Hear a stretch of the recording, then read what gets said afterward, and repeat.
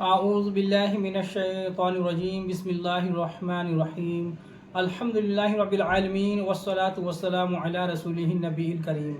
اللہ کے نام سے شروع جو بڑا مہربان نہایت رحم کرنے والا ہے۔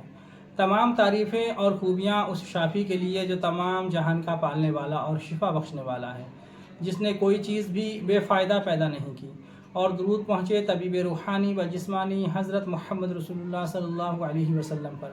چمن نشا دواخانہ یوٹیوب چینل کے ناظرین کو خوش آمدید کہتے ہیں۔ میں آپ کا میزبان حکیم خورشید آپ کی خدمت میں حاضر ہوں۔ آج کا جو ہمارا موضوع ہے وہ یہ ہے کہ مزارات پر جا کر عرضی لکھوانا، ان کو ٹنگوانا اور مجاوروں کے رجسٹروں میں اپنے نام لکھوانا، مجاوروں کو اپنا وکیل بنانا، کیا یہ درست ہے؟ کیا ہے یہ سب؟ یہ کس لیے کیا جاتا ہے؟ یہی مسئلہ ہم آج آپ کی خدمت میں لے کر حاضر ہوئے ہیں۔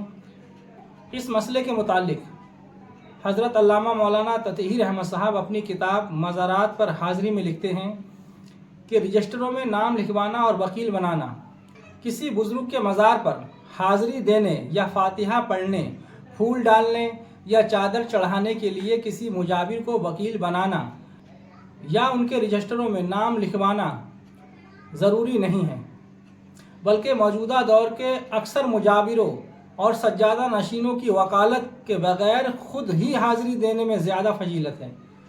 اور جہاں تک نام لکھنے کا معاملہ ہے تو خیال رہے کہ مساجد اور مزار پر آنے والوں کو ان دنیاوی کاغذوں رجسٹروں میں نام لکھانے کی ضرورت نہیں ہے۔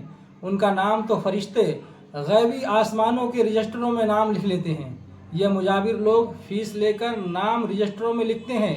یہ سب آج کل زیادہ تر کمائی کے دھندے ہیں اور ایک طرح کی لوٹ کھسوٹ ہیں، کچھ بھی نہیں ہے۔ یہ جو مزاروں پر ہم جاتے ہیں اور وہاں پر موٹے موٹے جو ہے وہ رجسٹر لے کے بیٹھے ہوتے ہیں مجاور، کہتے ہیں نام لکھوائیے اور فیس لیتے ہیں 400 500 1000 روپے۔ تو یہ سب بالکل بکواس اور فضول ہے، کچھ بھی نہیں ہے بھائی۔ یہ پتہ نہیں کیا تماشا بنا کے رکھا ہوا ہے۔ لیکن عوام بھی کچھ ایسی ہے کہ ان کو بھی جو ہے جب وہ کوئی چادر پیش کرنے جاتے ہیں یا ان کی کوئی منت ہو، پھول وغیرہ لے جاتے ہیں، چادریں لے جاتے ہیں، باقاعدہ فاتحہ کا اہتمام کرتے ہیں، تو وہ یہ سمجھتے ہیں کہ ہم رجسٹر میں نام لکھوا لیں گے تو ہمارا نام جو ہے وہ اولیاء اللہ کی بارگاہ میں پیش کیا جائے گا اور اولیاء اللہ کے رجسٹر میں ہمارا نام لکھ جائے گا اور وہ ہمارے لیے دعائیں کریں گے تو ہماری دعا جو ہے وہ قبول ہو جائے گی، ہماری جو مراد ہے وہ قبول ہوگی۔ شاید ایسا ہی عقیدہ ہوگا، اسی لیے تو لکھواتے ہیں۔ لیکن یہ کچھ نہیں ہے میرے بھائی، یہ بالکل فضول ہے اور بیکار کی بات ہے۔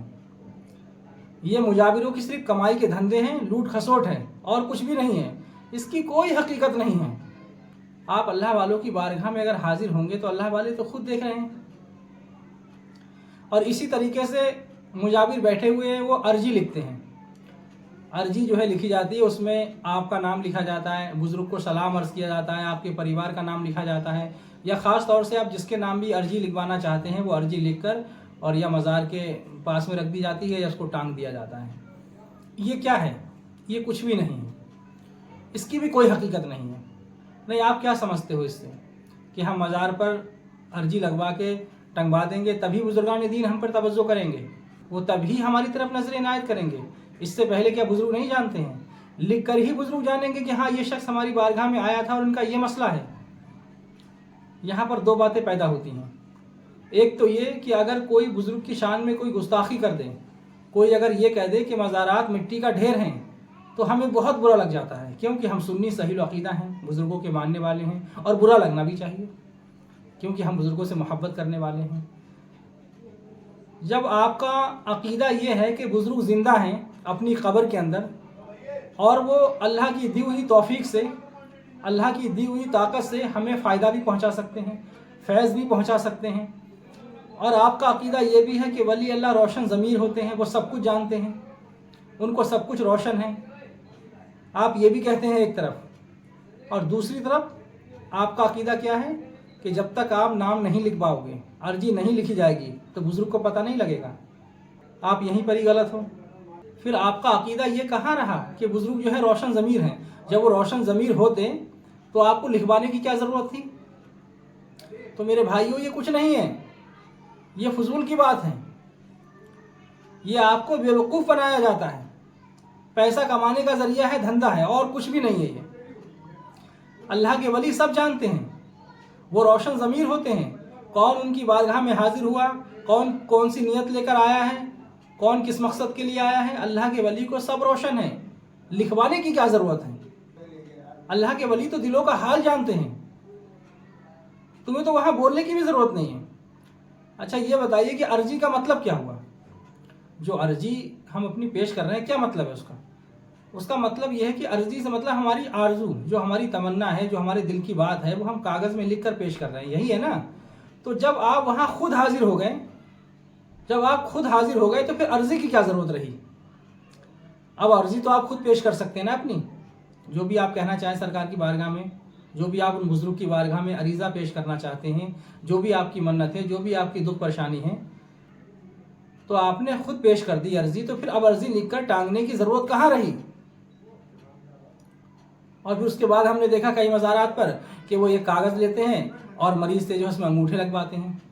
मेरे भाई क्या ये कोर्ट कचहरी है? अंगूठे लगवाना, साइन करवाना और जो है अर्जी लिखना, इन सब चीज़ों की मोहताज तो दुनियावी जो कोर्ट कचहरी हैं वहाँ ज़रूरत है। बहुत से हमारे नावाकिफ़ भाई जो इल्म से खाली हैं, वो ये कह देते हैं कि जिस तरीके से कोर्ट कचहरी में जो है वो लिखा जाता है, कागज़ पेश किए जाते हैं, तभी तो मुकदमा चलता है, तो यहाँ भी उसी तरीके से होता है। तो देखिए मेरे भाई, जो दुनियावी कोर्ट कचहरी है, जो कानून है, वो कुछ नहीं जानता है। वो दो सामने जो वकील लड़ रहे होते हैं ना, वो सिर्फ उनको देखते हैं। वकील चाहे सच को झूठ कर दें या झूठ को सच कर दें, वो जज तो उनकी बातों पर फैसला करते हैं। जज जो है वो देखता नहीं है जाकर कौन खतावार है, कौन कसूरवार है। वहाँ तो पेश किया जाता है मुकदमा। वकील जिसको चाहे झूठा साबित कर दें और जिसको चाहे सच्चा साबित कर दें। लेकिन अल्लाह के वली की बारगाह में अगर आप सच को झूठ करना चाहोगे और झूठ को सच करना चाहोगे तो ये हो नहीं सकता। क्या हो सकता है बताइए? अल्लाह के वली क्या मोहताज हैं इस बात के कि आप वहाँ पर जाके सबूत पेश करें कौन सच्चा है कौन झूठा है? तुम्हारे सबूत के मोहताज हैं वो। और अगर आप उनको मोहताज समझते हैं इस बात का कि वो बगैर लिखे नहीं जान पाएंगे, तो फिर आपका ये अकीदा गलत है कि वो रोशन ज़मीर हैं। फिर वो रोशन ज़मीर कहाँ रहे? रोशन ज़मीर का मतलब होता है बिना बताए कोई बात किसी के दिल की जान जाना, उनको मालूम हो जाना। तो रजिस्टरों में नाम लिखवाना, वकील बनाना, ये अर्जी लिख के टांगना, ये कुछ भी नहीं है। ये सब पैसा कमाने के धंधे हैं मेरे भाइयों। इनको बढ़ावा मत दो और इन चीज़ों को उरूज और तरक्की मत दो। एक नई रस्म पैदा मत करो ये इस्लाम के अंदर।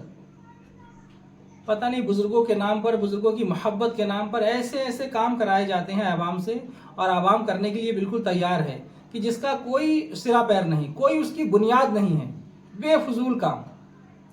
और अगर कोई अक्लमंद और साहिब इल्म उनको समझाने की कोशिश करें तो फ़ौरन जो है कह देते हैं अरे ये तो बदअकीदा लग रहा है मुझे, इनका अकीदा ठीक नहीं है, या देवबंदी है या वहाबी है, फिर ये कह दिया जाता है।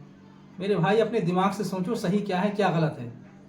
अगर आपको इस किस्म की बातें जानना है और ये मसले मालूम करना है, उनकी बाहियात बातों से बचना चाहते हैं और फजूल रस्मों से बचना चाहते हैं, तो हज़रत अल्लामा मौलाना ततहीर अहमद साहब की किताबों का मुताला करें, तो इंशाअल्लाह आपको सही मालूमात हासिल हो जाएगी और सही मसला आपको मालूम होगा। और बच जाओगे ये फजूल की खर्चियों से, बच जाओगे ये फजूल के कामों से।